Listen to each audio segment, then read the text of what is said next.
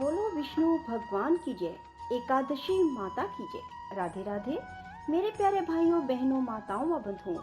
आज एकादशी के दिन मैं आपको एकादशी की एक बहुत ही पौराणिक और पुण्य फल देने वाली कहानी सुनाने जा रही हूँ।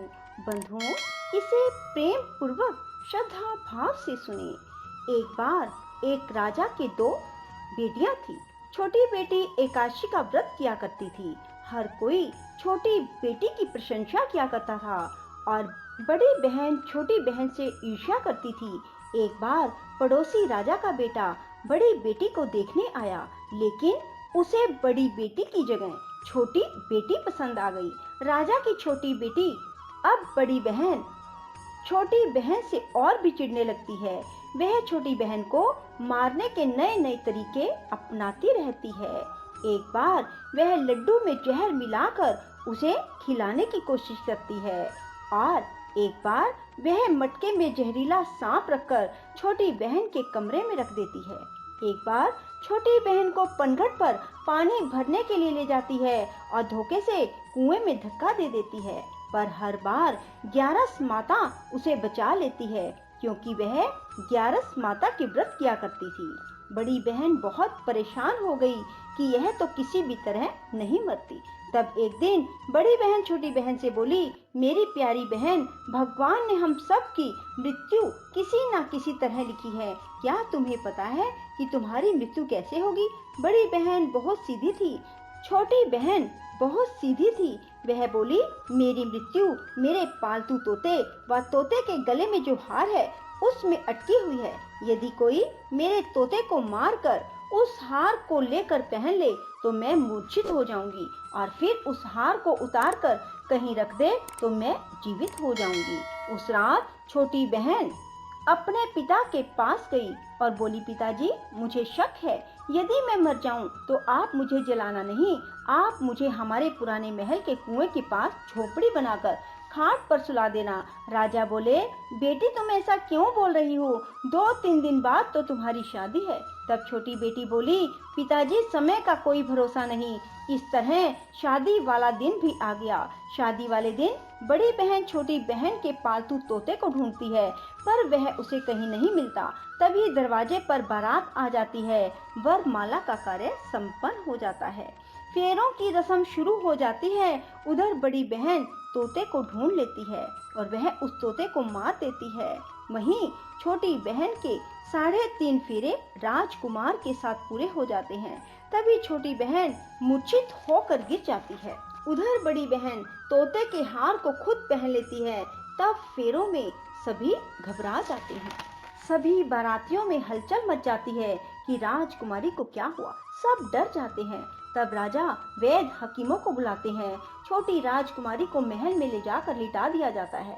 वैद्य और हकीम राजा से कहते हैं, राजकुमारी ना मरी है ना जीवित है, हमने ऐसा पहली बार देखा है। तब राजा उनसे कहते हैं, बाहर जाकर बोलना कि राजकुमारी बेहोश है, अभी थोड़ी देर में ठीक हो जाएगी। यदि तुम ऐसा नहीं कहोगे तो मैं तुम्हें फांसी दे दूंगा। बेचारे वैद्य हकीम राजा के कहे अनुसार बोल देते हैं। तभी बड़ी बेटी आती है और कहती है, पिताजी, मुझे छोटी बहन के मरने का बहुत दुख है। उससे ज्यादा दुख मुझे आपकी इज्जत का है, जो कि खराब हो जाएगी। आप ऐसा करो कि मेरी शादी राजकुमार के साथ कर दो, तब सब ठीक हो जाएगा, आपकी इज्जत भी रह जाएगी। तब राजा को यही ठीक लगा और राजा ने छोटी बेटी के कपड़े पहनाकर बड़ी राजकुमारी को फेरों में बिठा दिया। पर राजकुमार ने मना कर दिया, कहा कि यह मेरी पत्नी नहीं है। मेरी पत्नी जब बोलती है तो उसके मुंह से फूल झड़ते हैं। लेकिन सबने समझा बुझाकर उससे 3.5 फेरे लगवा दिए। बड़ी राजकुमारी ससुराल आई तो राजकुमार ना तो उससे बात करते थे, ना उसके हाथ से पानी पीते थे, ना ही उसके हाथ का बनाया हुआ खाना खाते थे। राजकुमार ने मन ही मन सोचा, मैं पता लगा कर रहूंगा कि मेरी पत्नी के साथ क्या हुआ। एक दिन राजकुमार दुखी मन से घोड़े पर बैठकर जा रहे थे कि घोड़ा वहीं जाकर रुका जहां राजकुमारी की अधमरी लाश को रखा गया था। राजकुमार ने मन ही मन सोचा कि घोड़ा यहाँ किस कारण से रुका है, कोई तो वजह है जो यहाँ घोड़ा रुक रहा है। तब राजकुमार घोड़े से उतरकर पुराने महल में गए। वहाँ एक चौकीदार था। राजा ने पूछा, यह महल किसका है? तब चौकीदार ने बताया कि यह महल किसका है। तब राजकुमार समझ गए कि यह पुराना महल तो उसके ससुर का ही है। वहाँ खाट पर कौन सो रहा है? राजकुमार ने चौकीदार से पूछा। तब चौकीदार कहने लगा कि यह राजा की छोटी बेटी है जो शादी वाले दिन अधमरी हो गई थी। तब राजकुमार ने कहा कि यह तो मेरी पत्नी है, इसके साथ मैंने 3.5 फेरे लिए थे। तब राजकुमार ने चौकीदार से कहा, तुम किसी को ना बताना कि मैं यहाँ आया हूँ, मैं तुम्हें मुंह मांगी रकम दूंगा। चौकीदार ने हाँ कर दी और राजकुमार खाट के पास गया और बचे हुए 3.5 फेरे खाट के साथ ले लिए। राजकुमार उस दिन वहीं पर रहा और रात को भी वहीं रहा। छोटी रानी रात को खड़ी हो गई। उसने अपने पास अपने पति को देखा तो वह बहुत रोई।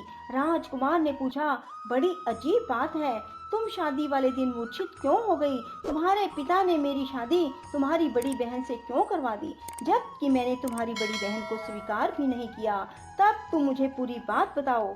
तुम दिन भर तो मूर्छित थी, अब रात को जीवित कैसे हो गई, इसका भी राज बताओ। तब राजकुमारी ने अपने पति को तोते और हार वाली सारी बात बताई।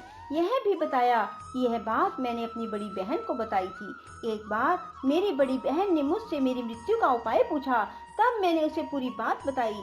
मेरी बड़ी बहन मुझसे बहुत ईर्ष्या करती थी।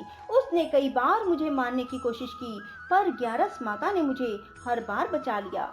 यह सब मेरी बड़ी बहन ने किया है। तोते के गले में जो हार था वह मेरी बड़ी बहन दिन में पहन लेती है और रात को उतार देती है। इसीलिए मैं दिन में मूर्छित रहती हूँ और रात को जीवित हो जाती हूँ। यदि वो हार मुझे वापस मिल जाए तो मैं हमेशा के लिए जीवित हो जाऊंगी। कोई बहन भी ऐसा कर सकती है। अब राजकुमार छोटी राजकुमारी के साथ वहीं दिन बिताने लगे। बड़ी रानी ने दासियों को भेजकर पता लगाना चाहा कि आजकल राजकुमार दिन रात कहाँ रहते हैं, पर उसे कोई खबर ना लगी। उधर छोटी रानी गर्भ से हो गई। एक दिन छोटी रानी ने राजकुमार से कहा, मुझे चाहे बेटा हो या बेटी, रात में ही हो, दिन में तो मैं मूर्छित रहती हूँ। पर एक दिन राजकुमार को किसी काम से बाहर जाना पड़ा और तभी राजकुमारी प्रसव से हो गई। तब उसने ग्यारस माता को याद किया। तब ग्यारस माता स्वयं आकर उसका प्रसव करवाती है। उसके सुंदर पुत्र पैदा होता है। तभी वहाँ राजकुमार आ जाते हैं। उसने भी ग्यारस माता के दर्शन किए। ग्यारस माता बोली, ये मेरी परम भगत है, और बोली, जब तुम्हारा बेटा 5 वर्ष का हो जाए तब तुम इसे अपनी पत्नी का हार लाकर पहना देना। देखते ही देखते कुंवर 5 वर्ष का हो गया। बेटा युवराज 5 वर्ष का हो गया। तब राजकुमार अपने बच्चे से कहते हैं कि बेटा युवराज, तुम यहीं रहना, माँ की खाट के पास, मैं शहर से काम निपटा कर आता हूँ। तब बड़ी रानी के दास दासी राजा को वहाँ से आते हुए देख लेते हैं और बच्चे को उठवा लेते हैं। बच्चे के 2 टुकड़े कर दिए जाते हैं, एक टुकड़ा चक्की के नीचे और एक अपने पलंग के नीचे रख लेती है। तब वह ग्यारस माता को याद करती है और ग्यारस माता भीख मांगने के लिए बड़ी रानी के महल में आती है। तब बड़ी रानी अपने दास दासियों के हाथों भिक्षा भिजवा देती है, पर ग्यारस माता कहती है कि मैं तो तुम्हारी रानी के हाथों से ही भिक्षा लूंगी। तब वे जाकर उसे कहते हैं। तब बड़ी रानी खुद उसे भिक्षा देने के लिए आती है।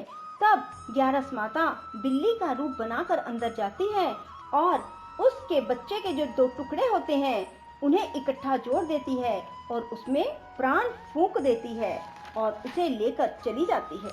राजकुमार कुंवर को लेकर महल में जाते हैं और कहते हैं, रानी, ये बच्चा मेरी दूर के रिश्ते की बहन का है। यदि तुम इसे प्यार से रखोगी तो शायद मेरा दिल भी तुम पर आ जाए। तब बड़ी रानी कुंवर को लाड प्यार से रखती है। तब एक दिन राजकुमार अपने बेटे से कहता है कि तुम अपनी मामी से हार मांग लो, हम ये हार लेकर तुम्हारी माँ के पास चलेंगे, पर ये बात अपनी मामी को मत बताना। कुंवर बोले, मामी मामी, मुझे अपना ये हार दे दो। एक बार तो रानी जवाब दे देती है, पर फिर उसे ये बात याद आती है कि जब राजकुमार ने उसे कहा था कि यदि तुम बच्चे का ध्यान रखोगी तो मेरा दिल तुम पर आ जाएगा। तब बड़ी रानी कुंवर को हार दे देती है। कुंवर उस हार को लेकर अपने पिता को देते हैं। आज हम आपके हाथ का बना हुआ खाना खाएंगे। हम आते हैं, तुम खाना तैयार करो। बड़ी रानी बहुत खुश हो जाती है कि आज मेरे पति मुझसे खुश हैं। तब राजकुमार छोटी रानी के पास जाते हैं। बड़ी रानी उधर बहुत खुश होती है। तब राजकुमार छोटी रानी को वो हार पहना देते हैं और छोटी रानी जीवित हो जाती है और महल में छोटी रानी और बच्चे को लेकर आते हैं और बड़ी रानी को अपने ससुर के यहाँ छोड़ने के लिए चले जाते हैं और उन्हें सारी बात बताते हैं। उसके ससुर भी इस बात में शर्मिंदगी महसूस करते हैं और कहते हैं ये मेरी परवरिश में ही कुछ ना कुछ कमी रही होगी। और ग्यारस माता की कृपा से छोटी रानी के भाग जाग जाते हैं। हे ग्यारस माता, जैसे आप छोटी बेटी पर प्रसन्न हुई वैसे सब पर होना। कहते सुनते हुंकारा भरते सब पर अपनी कृपा बरसाए रखना। बोलो ग्यारस माता की जय। राधे राधे, जय श्री कृष्णा। बंधुओं, यदि आपको हमारी वीडियो पसंद आए तो इसे लाइक करें और शेयर भी जरूर करें। साथ ही हमारे चैनल को सब्सक्राइब करना ना भूलें।